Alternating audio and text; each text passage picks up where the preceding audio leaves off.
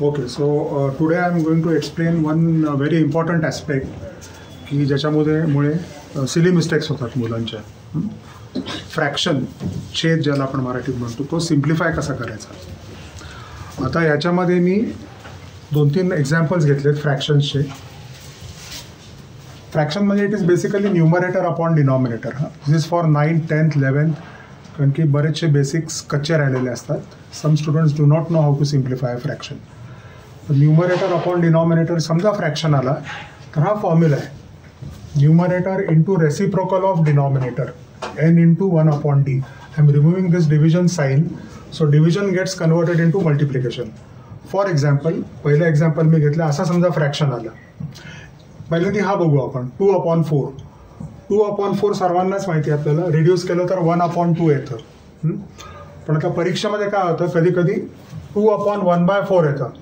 तर 2/1/4 आलं तर मुलांना माहीत नसतं आणि ते डायरेक्ट 2 आणि 2 कॅन्सल करतात इकडे, which is the wrong thing.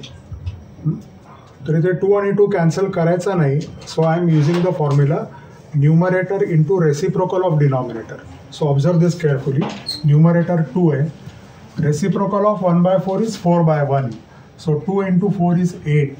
That is the answer. If you cancel directly, it won't be correct. Okay? त्यामुळे हे महत्त्वाचं आहे. सर्वांनी लक्षात ठेवा, numerator into reciprocal of denominator. असे फ्रॅक्शन्स आले परीक्षेत तर असं कॅल्क्युलेट करायचं. आता समजा उलटा घेतला मी, 1/2/4. तर 1/2/4ला इथे पण 2 कॅन्सल नाही करता येणार. फॉर्म्युला जर वापरला तर 1/2 into 1/4 reciprocal of denominator. Numerator तसंच ठेवायचं. Remove this sign, 4 gets converted into 1/4 and then 2 into 4 gives you 8. So 1/8 is the real answer.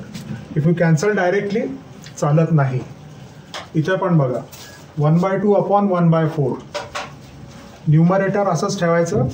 Reciprocal of denominator म्हणजे 1/4च्या उलटं 4/1 आणि मग 2 to the 4 gives you 2. Clear झालंय? हां, आता जस्ट एक रिव्हिजन म्हणून प्रताप या इकडे 2 मिनटं तुला 2 प्रश्न विचारतो, कसं लक्षात आले बघू. हा फ्रॅक्शन मी घेतलेला आहे. तर इथे कसं मी 1/2 केलं आहे तसं इथे का नाही केलं, असं 1/2 का नाही केलं, का कुठला फॉर्म्युला वापरला आहे फ्रॅक्शन सिम्प्लिफाय करायला. कारण इथे आपण छेद उलटा करायचा, कारण हे डायरेक्ट आपल्याला कॅन्सल करायला चालत नाही. छेद उलटा केला मग 1/4चं उलटा काय आलं, 4/1. आणि मग 2 into 4 किती आहे, 8.